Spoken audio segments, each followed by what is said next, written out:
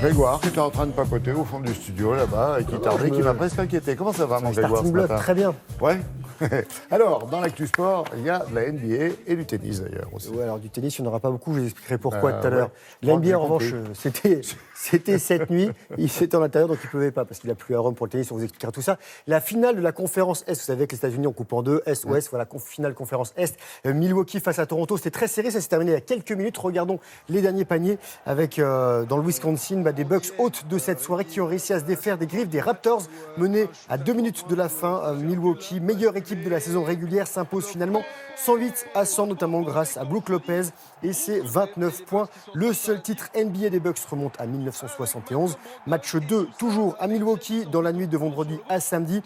Et la nuit prochaine, deuxième rencontre de la finale à l'Ouest avec Golden State qui mène 1-0 face à Portland. Du tennis, vous en voulez, vous n'en aurez pas, parce qu'à Rome, il a plu toute la journée hier, donc tous les matchs ont été annulés et reportés à aujourd'hui.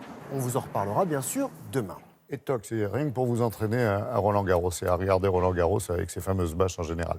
Bien que le court central soit quasiment prêt. Hein. Quasiment prêt. Voilà. Alors, dans l'actu sport, il y a également du foot, mais à l'étranger. Oui, et ça nous intéresse quand même. Avec une coupe en Italie, avec un titre pour des Néerlandais et un derby qui se retrouvera en finale. On regarde les buts, tous les buts, avec pour commencer une élimination signée la semaine dernière en demi-finale de Ligue des Champions de l'Ajax d'Amsterdam. Ils se consolent, ils ont été sacrés champions des Pays-Bas pour la 34e fois de leur histoire. Les Néerlandais, victoire 4-1 sur le terrain de Graafschap.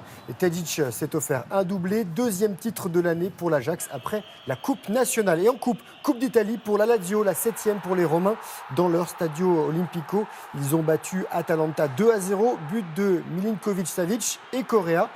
Et en Italie, on va pas laisser l'Italie, à l'Angleterre avec Derby County qui peut rêver de l'élite du foot anglais, qualifié pour la finale des playoffs d'accession en Première Ligue.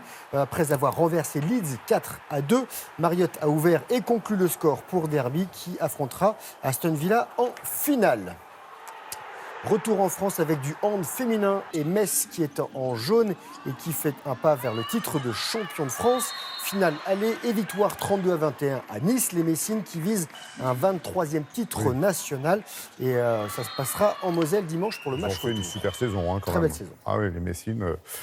Il n'y a pas du cyclisme. Si, il y en a partout, parce qu'on court un petit peu partout, en Italie. En France et en Californie. Ça s'est passé cette nuit, comme la NBA. Voilà, c'est pour ça que c'est de l'autre côté de l'Atlantique. Et quatrième étape du Tour de Californie, avec un sprint à l'arrivée, le Néerlandais Jacobsen qui s'impose. L'Américain Van Garderen qui a fait une chute sur la ligne, lui, reste quand même le leader. Il y avait également la 5e étape du Tour d'Italie, où il valait mieux avoir des palmes qu'un vélo. Deuxième succès sur cette épreuve pour l'Allemand Ackermann. Arnaud Démare est arrivé 3e, le Slovène Roglic reste leader, premier tricolore galopin qui est 15e.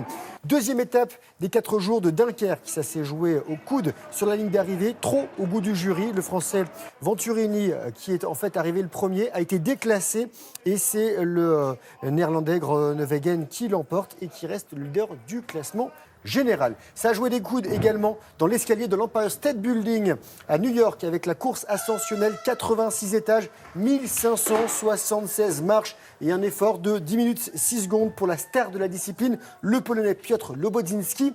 Et chez les dames, c'est l'Australienne Suzy Walsham qui l'emporte. Elle a souvent gagné notamment la course de la Tour Eiffel. Et pour terminer, une médaille d'or au championnat d'Europe de 4,70 à San Remo en Italie. Le 4,70 est un petit dériveur en double. Qui 4,70 m quand même. Oui, de l'or donc pour Camille Lecointre, médaillée de bronze au JO de Rio et sa nouvelle coéquipière Aloïse Retornaz. Et chez les hommes, le duo Mio-Péponnet, champion du monde en titre, monte sur la 3e marche du podium. Ah, ça fait plaisir de les voir au plus haut niveau comme ça. On a une belle équipe de France en voile.